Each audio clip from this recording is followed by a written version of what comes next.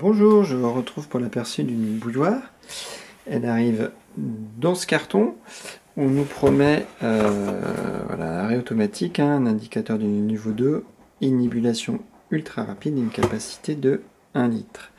On a évidemment un mode d'emploi qui comprend le français livré avec. Et donc c'est sur socle. On a une prise qui n'est pas exceptionnellement longue, mais qui est suffisante. Ça ne sert à rien d'avoir plus, sinon ça va encombrer, d'autant qu'on ne peut pas le glisser dessous là.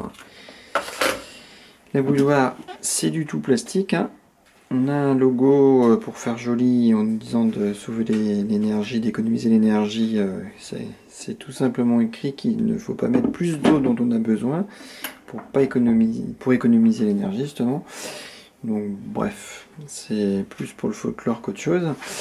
Le système d'ouverture, alors on appuie et ça se bascule ainsi, donc c'est pas forcément super pratique. Moi je préfère le système qui s'ouvre entièrement.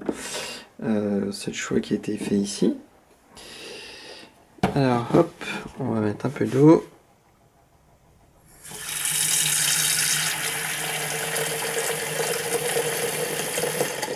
Bon, on voit bien le niveau, ça par contre c'est pas mal. Donc là on voit qu'on est proche du minimum. Et c'est indiqué pour une tasse 1 litre.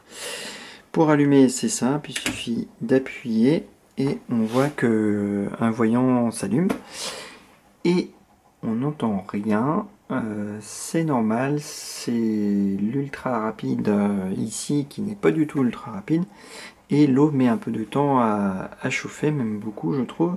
Plus de 5 minutes pour 1 litre et 1 minute 30 pour là, 20 centilitres. On a un peu plus, enfin 25 centilitres, on a un peu plus de 25 centilitres. Mais là on va mettre près de 2 minutes du coup pour chauffer. Donc on n'entend toujours pas l'eau qui commence à frémir. Donc voilà, donc je trouve que le côté ultra rapide est quand même largement survendu pour ce point de vue là. Voilà, donc là on commence à l'entendre qui se met en route. Donc voilà. Une fois que l'eau sera arrivée à 100 degrés, ça va sauter.